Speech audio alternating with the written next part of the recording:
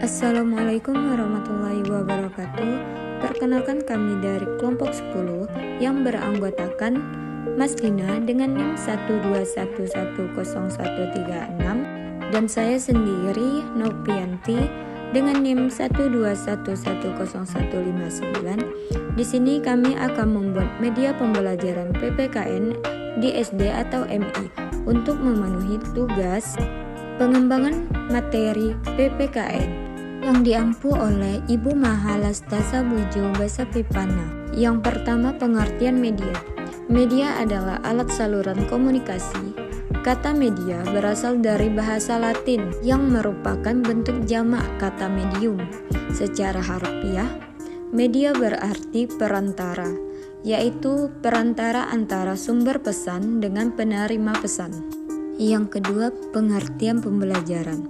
Pembelajaran merupakan bantuan yang diberikan pendidik agar dapat terjadi proses perolehan ilmu dan pengetahuan, penguasaan, kemahiran dan tabiat, serta pembentukan sikap dan kepercayaan pada peserta didik.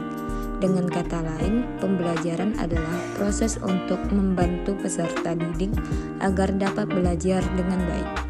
Kemudian pengertian media pembelajaran. Media pembelajaran adalah segala sesuatu yang dapat digunakan untuk menyampaikan informasi pelajaran kepada peserta didik dan dapat merangsang pikiran, perasaan, perhatian, dan kemauan si belajar sehingga dapat mendorong terjadinya proses belajar. Ada pula pengertian media pembelajaran PPKN. Media yang terpilih dan cocok untuk pembelajaran PPKN.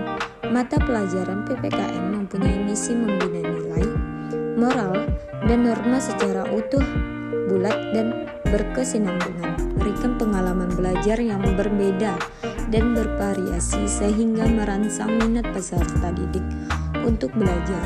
Yang kedua, menumbuhkan dan keterampilan tertentu dalam bidang teknologi. Yang ketiga, menciptakan situasi belajar yang tidak mudah dilupakan oleh peserta didik.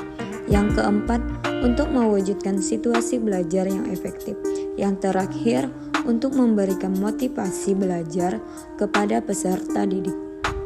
Ada pula fungsi dari media pembelajaran, yaitu membantu memudahkan belajar peserta didik dan juga memudahkan pengajaran bagi guru. Memberikan pengalaman lebih nyata atau abstrak menjadi konkret, menarik perhatian peserta didik atau dengan kata lain pembelajaran tidak membosankan. Semua indera peserta didik dapat diaktifkan, dapat membangkitkan dunia teori dengan realitanya. Menghadirkan objek yang tidak dapat dilihat peserta didik secara langsung, seperti menyajikan peristiwa yang letaknya jauh, rumit, kompleks, yang berlangsung dengan sangat cepat atau lambat, menjadi lebih sistematik, serta sederhana, mempermudahkan, memperjelas, serta sebagai alat dan bahan untuk membantu guru dalam proses belajar mengajar sehingga peserta didik dengan mudah memahami isi materi. Pembelajaran dan menumbuhkan rasa semangat belajar bagi peserta didik. Kemudian peran media pembelajaran. Yang pertama, mengaktifkan komunikasi dan interaksi antara guru dan peserta didik, antara peserta didik dengan peserta didik dalam kegiatan belajar mengajar. Yang kedua, merangsang pikiran, perasaan, perhatian, dan kemauan peserta didik agar dapat mendorong kegiatan belajar, sehingga pengalaman belajar yang diperoleh akan lebih bermakna. Yang ketiga, membangkitkan keinginan dan minat belajar peserta didik sehingga perhatian peserta didik dapat terpusat pada bahan pembelajaran yang diberikan guru. Yang keempat, meletakkan dasar-dasar yang penting untuk perkembangan belajar sehingga membuat pelajaran lebih lama diingat. Yang terakhir, memberikan pengalaman nyata yang dapat menumbuhkan kegiatan mandiri di kalangan peserta didik. Kriteria pemilihan media pembelajaran. Yang pertama ada membawakan sesuatu atau sejumlah isi pesan harapan. Yang kedua, memuat nilai atau moral kontras. Yang ketiga, diambil dari dunia kehidupan nyata. Yang keempat, menarik minat dan perhatian siswa. Dan yang kelima, terjangkau oleh kemampuan belajar siswa. Kemudian ada macam media pembelajaran untuk PPKN. Yang pertama ada hal-hal yang bersifat visual seperti bagan, matriks, gambar, data, dan lain-lain. Yang kedua, hal-hal yang bersifat material seperti model-model, benda, contoh. Yang ketiga ada gerak, sikap, dan perilaku seperti simulasi, bermain peran, role playing. Yang keempat ada cerita, kasus yang mengundang dilema moral. Kemudian ada media belajar yang sering digunakan untuk pembelajaran PPKN. Yang pertama ada media gambar, yang kedua bagan atau chart, yang ketiga poster, yang keempat media audio, dan yang kelima media audio visual. Beberapa contoh media dalam pembelajaran PKN yaitu yang pertama media gambar dalam pendidikan Pancasila dan kewarganegaraan dapat berupa gambar-gambar orang, binatang, tumbuh-tumbuhan, keindahan alam, dan gambar apa saja yang dapat digambar. Contohnya yaitu gambar burung Garuda. Gambar tersebut dapat digunakan untuk mengajar pokok bahasan tentang butir-butir sila Pancasila, misalnya harga menghargai, tolong menolong, kerjasama, mencintai alam sekitar, dan seterusnya. Kemudian ada bagan atau chart. Media dengan bagan atau pokok bahasan chart itu sangat tergantung yang dipelajari, karena media ini berusaha memetakan bahan ajar secara lebih singkat dan agar lebih mudah dipahami oleh peserta didik. Yang ketiga ada poster. Poster adalah gambaran yang di dalamnya terdapat pesan-pesan tertentu.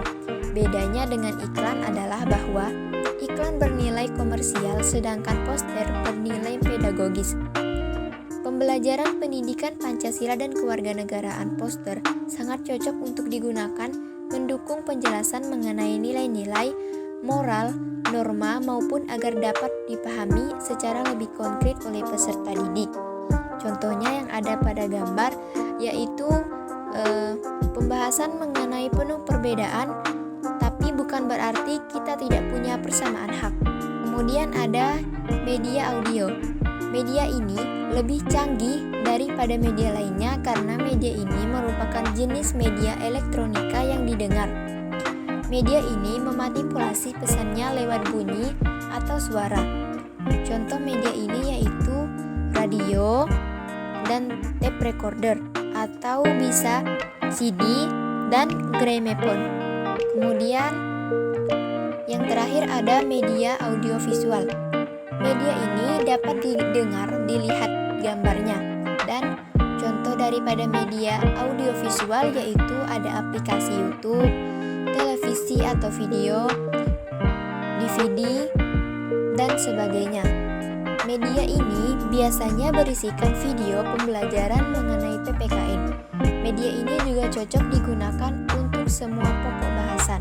Contohnya seperti pada gambar, yaitu Aku Cinta Indonesia. Baiklah, itu saja yang dapat kelompok kami sampaikan. Kurang dan lebihnya mohon maaf. Akhiri, wassalamualaikum warahmatullahi wabarakatuh.